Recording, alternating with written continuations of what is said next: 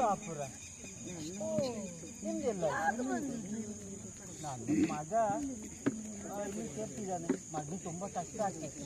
ಪಾಪ ಅಲ್ಲ ಮಗ. ನಮ್ಮ ಮನೆಗೆ ಯಾಕೆ ಬಂದದ್ ನೀವು? ಎಲ್ಲ ನಮ್ದೇ ಮನೆ ಆಯ್ತು ಈಗ. ಏನ ಆಶ್ರಮ ಇದು? ನಮ್ಮ ಮನೆ ಅಲ್ಲ, ನನ್ನ ಮಗಳಿಗೆ ಬರ್ತಾಳೆ. ಮಗಳು ಬರ್ತಾಳೆ? ಹಾ, ನನ್ನ ಮಗಳು ಬರ್ತಾಳೆ. ನಮ್ಮ ಮನೆ ಇದು, ನಮ್ಮ ಮನೆ. ಮತ್ತೆ ಆಶ್ರಮ ಅಲ್ಲ,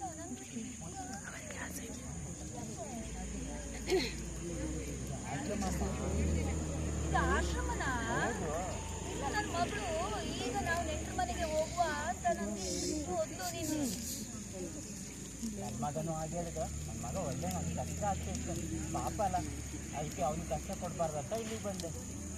ಸರಿಯಲ್ಲ, ಮಕ್ಕಳಿಗೆ ಆಗಾಗ ಕಷ್ಟ ಆಗತ್ತೆ. ಇವ್ರು ಯಾರು ನೋಡಿ, ನನಗೆಲ್ಲ ಗೊತ್ತು.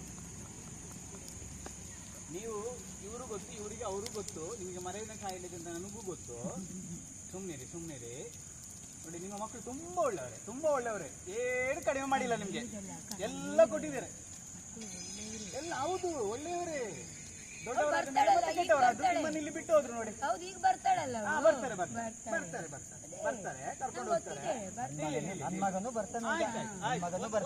ಒಂದ್ ನಿಮಿಷ. Hello, doctor Shweta. ಚೆಕಪ್ ಬರ್ತೀರಲ್ಲ ಇವತ್ತು? ಬನ್ನಿ. ದೊಡ್ಡದಾಗಿದ್ದಾಳೆ, ದೊಡ್ಡ.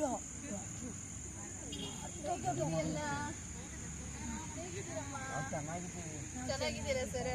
ನಾನೀಗ ಒಂದು ಸ್ವಲ್ಪ ಚೆಕ್ ಮಾಡ್ತೇನೆ ನೀವು ಹೇಗಿದ್ದೀರಾ ಅಂತ. ಆಯ್ತಾ? ಅವಳ ಕೈ ಕೊಡಿ.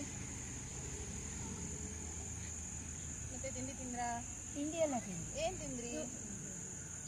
ಏನ್ ತಿಂದೀವಿ ನಾವು ಇವತ್ತು? ಇಡ್ಲಿ ತಿಂಡಿ. ಹೌದಾ? ಎಷ್ಟು ಇಡ್ಲಿ ತಿಂದ್ರಿ? ಎಷ್ಟು ತಿಂದೀವಿ? ಎಷ್ಟು ಕೊಟ್ಟರು ನಮ್ಗೆ? ತಿಂದ್ರಿ ಹೊಟ್ಟೆ ಪೂರ್ತಿ ತಿಂದ್ರಿ, ಏನು ಕಡಿಮೆ ಆಗಿಲ್ಲ. ಹೌದು.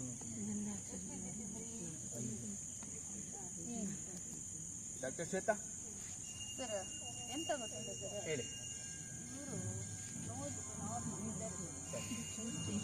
ಇಲ್ಲ ಸರಿ ಆದ್ರೆ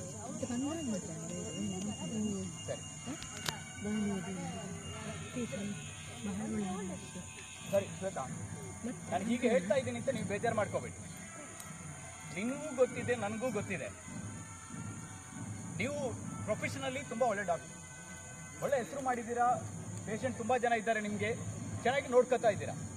ಆದರೆ ನಿಮ್ಮ ಅಮ್ಮ ಅಲ್ಲಿದ್ದಾರೆ, ಅವರಿಗೆ ಮರೆವಿನ ಕಾಯಿಲೆ ಇದೆ ಅನ್ನೋದನ್ನೇ ಮಿಸ್ಯೂಸ್ ಮಾಡಿಕೊಂಡು ಇಲ್ಲಿ ಬಿಟ್ಟು ಹೋಗಿದ್ದೀರಾ. ನನಗೆ ಗೊತ್ತು. ಕರೆಕ್ಟಾಗಿ ಯೋಚನೆ ಮಾಡಿ, 25 ವರ್ಷಗಳ ಹಿಂದೆ ಒಂದು ಮಗು ನಮಗೆ ಸಿಕ್ಕಿರುತ್ತೆ, ಹೆಣ್ಣು ಮಗು.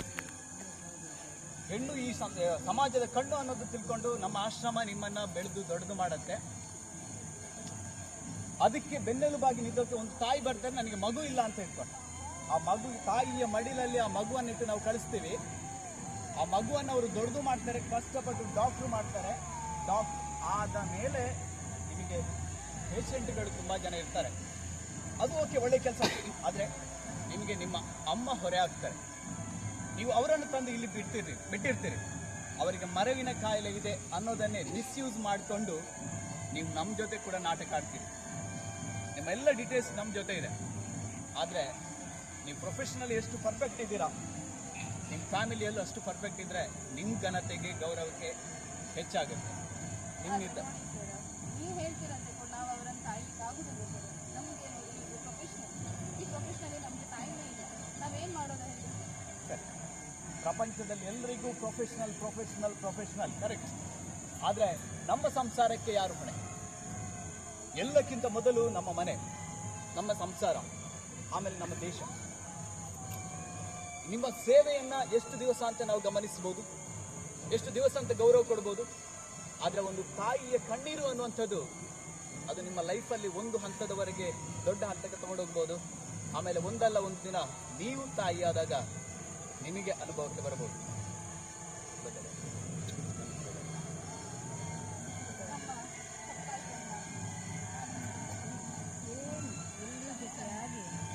ತಪ್ಪನ್ನು ತಿದ್ದಿಕೊಳ್ಳುವುದೇ ಒಳ್ಳೆಯದು. ನೋಡಿ, ನೀವು ಹೋಗ್ತಾ ಇದ್ದೀರಾ? ಮಗು ಬರ್ತಾರೆ, ನಿಮ್ಮ ಮಗ ಬರ್ತಾರೆ. ಆಯ್ತಾ ಮಗಳು ಬಂದು ಅಮ್ಮನ ಚೆನ್ನಾಗಿ ನೋಡ್ಕೊಳ್ಳಿ ಆಯ್ತಾ. ನೋಡಿ ಮಕ್ಕಳು ಒಳ್ಳೆಯವ್ರೆ, ಅವರಿಗೆ ಬುದ್ಧಿ ಹೇಳಿ ಸರಿ ಮಾಡಿ ನಾವು ತಗೊಂಡು ಹೋಗ್ತೀವಿ. ನನ್ನ ಮಗ ಒಳ್ಳೆ ಬರ್ತಾನೆ ಅವನು. ಮಕ್ಕಳೆಲ್ಲರೂ ಒಳ್ಳೆಯವರೇ. ಯಾವ ಅಪ್ಪ ಅಮ್ಮನಿಗೂ ಕೂಡ ಮಕ್ಕಳು ಕೆಟ್ಟವರಾಗಿ ಹುಟ್ಟೋದಿಲ್ಲ, ಕೆಟ್ಟವರಾಗಿ ಬೆಳೆದಿಲ್ಲ. ಯಾವ ಅಪ್ಪ ಅಮ್ಮ ಕೂಡ ತನ್ನ ಮಕ್ಕಳನ್ನ ಕೆಟ್ಟವನು ಅಂತ ಯಾವತ್ತೂ ಹೇಳೋದಿಲ್ಲ. ಆದರೆ ಬೆಳೀತಾ ಹೋದಾಗೆ ಆ ಮಕ್ಕಳು ಕೆಟ್ಟವರಾಗಿ ಹೋಗ್ತಾರೆ. ಅದಕ್ಕೆಲ್ಲಕ್ಕೂ ಕಾರಣ ಏನು? ಅವರಲ್ಲಿರುವಂತಹ ಅಹಂಕಾರ ಅಥವಾ ಕೆಲವೊಂದು ಪರಿಸ್ಥಿತಿಗಳು. ಎಂತಹ ಪರಿಸ್ಥಿತಿ ಬಂದರೂ ಕೂಡ ನಮ್ಮ ಹೆತ್ತ ತಂದೆ ತಾಯಿಗಳನ್ನ ಬಿಟ್ಟು ಬದುಕದಿದ್ರೆ ಈ ದೇಶದ ನಿಜವಾದ ಪ್ರಜೆ ಆಗ್ತಾನೆ, ನಿಜವಾದ ಸಮಾಜ ಅವನಿಗೆ ಗೌರವ ನೀಡುತ್ತೆ. ಸ್ಕೌಟ್ನ ಬಂಧುಗಳಾದಂತಹ ನಾವುಗಳು ಎಲ್ಲರೂ ಕೂಡ ನಮ್ಮ ಅಪ್ಪ ಅಮ್ಮನನ್ನು ಗೌರವಿಸುವ ಜೊತೆ ನಮ್ಮೆಲ್ಲ ವಿದ್ಯಾರ್ಥಿಗಳು ಕೂಡ ಅಪ್ಪ ಅಮ್ಮನನ್ನು ಗೌರವಿಸುವ ರೀತಿಯಲ್ಲಿ ಬದುಕೋಣ. ಧನ್ಯವಾದಗಳು.